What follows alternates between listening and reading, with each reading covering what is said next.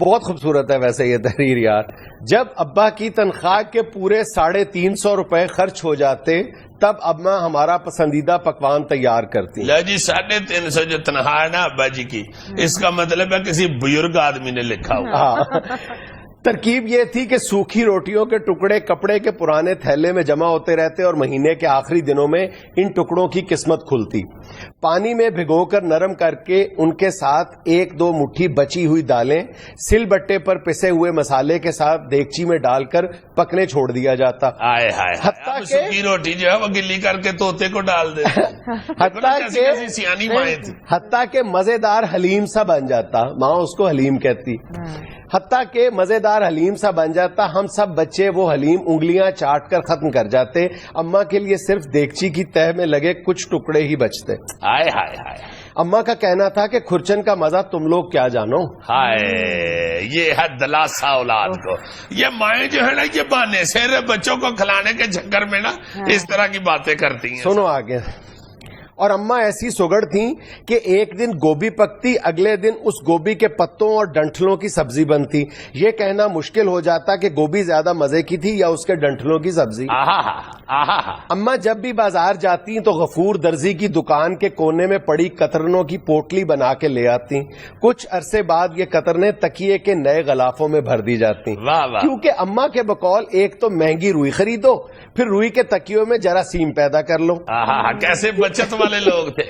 پھر قطروں سے بھرے تکیوں پر اماں رنگ برنگے دھاگے سے شیر کاٹ دیتی. کبھی لاڈ آ جاتا تو ہنستے ہوئے کہتی تم شہزادے شہزادیوں کے تو نخرے ہی نہیں سماتے، سوتے بھی ہو تو شاعری پر سر رکھ کے سوتے ہو. عید کے موقع پر محلے بھر کے بچے غفور درزی سے کپڑے سلواتے. ہم ضد کرتے تو اماں کہتی وہ تو مجبوری میں سلواتے ہیں کیونکہ ان کے گھروں میں کسی کو سینا جو نہیں آتا.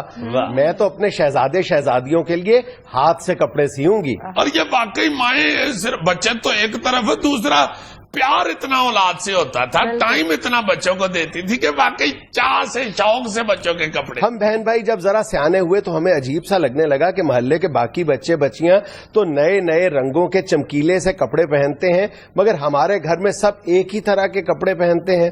مگر اماں کے اس جواب سے ہم مطمئن ہو جاتے کہ ایک سے کپڑے پہننے سے کنبے میں محبت قائم رہتی ہے. اور پھر ایسے چٹک مٹک کپڑے بنانے کا فائدہ جنہیں تم عید کے بعد استعمال ہی نہ کر سکو. یہ زیادہ یہ مضمون اس لیے پیارا لگتا ہے کہ واقعی یہ حقیقت سا ہر شخص کو اپنے گھر کی کہانی لگتی ہے. چھوٹی عید یوں بھی واحد تہوار تھا جہاں سب بچوں کو ابا 1-1 روپے والا چاند تارے کا سکہ دیتے. اس کے انتظار اور خرچ کرنے کی منصوبہ بندی میں چاند رات آنکھوں میں ہی کٹ جاتی. صبح صبح نماز کے بعد ہم بچوں کی شاپنگ شروع ہو جاتی. سب سے پہلے سب بہن بھائی کوڑو کے ٹھیلے سے 1-1 پنی والی گول اینک خریدتے جسے پہن کر چال میں اطراہٹ سی آ جاتی. بقر عید پر سب کے ہاں قربانی ہوتی سوائے ہمارے.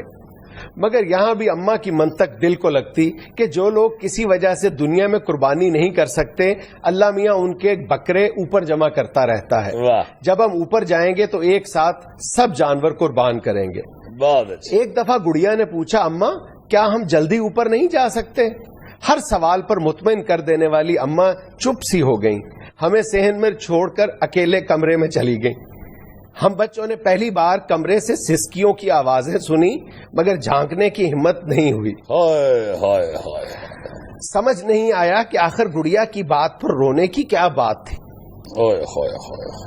کوئی 6-7 ماہ بعد اماں باورچی خانے میں کام کرتے کرتے گر پڑی. ابا نوکری پر تھے، ہم سب اسکول میں. گھر آ کر پتا چلا کہ آپا نصیباً اماں کی چیخ سن کر دوڑی دوڑی آئیں.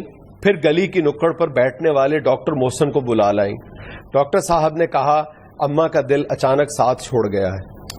تدفین کے بعد ایک روز گڑیا نے میرا بازو زور سے پکڑ لیا اور یہ کہتے ہوئے پھوٹ پڑی کہ خود تو اوپر جا کر اگلی عید پر اکیلے اکیلے بکرے کاٹیں گی، ہمیں یہاں چھوڑ گئیں.